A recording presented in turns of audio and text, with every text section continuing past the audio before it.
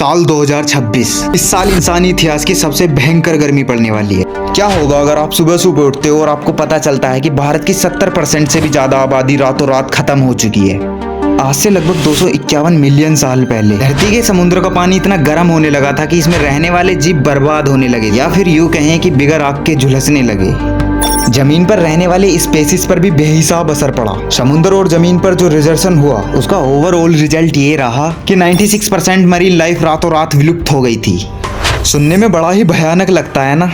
क्या होगा अगर आपको मैं कहूं कि इस साल भी कुछ ऐसा ही होने वाला है और धरती पर इंसानों की आबादी ज्यादा होने की वजह से इस साल 70% इंसानों की आबादी खत्म हो जाएगी।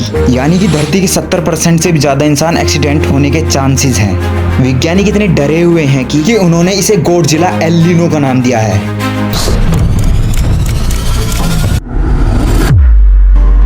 इन सभी चीजों का सबसे बड़ा क्रेडिट जाता है हमारी धरती पर मौजूद ओशियंस और उनके बीच पानी के सर्कुलेशन पर। नॉर्मली अगर आप देखोगे पैसिफिक ओशियन के मिडल और ईस्टर्न साइड पर पानी का टेम्परेचर जो होता है वो थोड़ा ठंडा होता है। दोस्तों सबसे पहले इस पूरी चीज को समझने के लिए हमें ये जानना होगा कि ये एल नीनो होता क्या है। जैसे कि मैंने आप सभी को अभी बताया कि पैसिफिक ओशियन के ईस्टर्न और मिडल साइड पर जो पानी होता है वो ठंडा होना चाहिए, लेकिन अब अचानक से वहाँ का पानी गर्म होने लगा है। जब ये एल नीनो होता है तो 6 से 12 महीने तक चलता है और इस चीज से पूरी दुनिया के वेदर पैटर्न बिल्कुल ही बदल जाते हैं।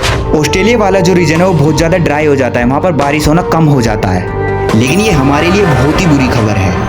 न्यूयॉर्क स्टेट यूनिवर्सिटी के प्रोफेसर उनके हिसाब से पिछले 140 साल में सबसे बड़ा एल नीनो हो सकता है। क्लाइमेट चेंज होने से पहले जब एल नीनो आता था तो टेम्परेचर 1.4 डिग्री 1.5 डिग्री बढ़ जाता था। आज के टाइम में जो इसका बेस है वो ऑलरेडी 1.4 डिग्री सेल्सियस है। अब जब इसमें एल नीनो ऐड होगा तो वो 1.4 और बढ़ा देगा। इतनी बड़ी टेम्परेचर इंसान के इतिहास में कभी नहीं देखी गई है।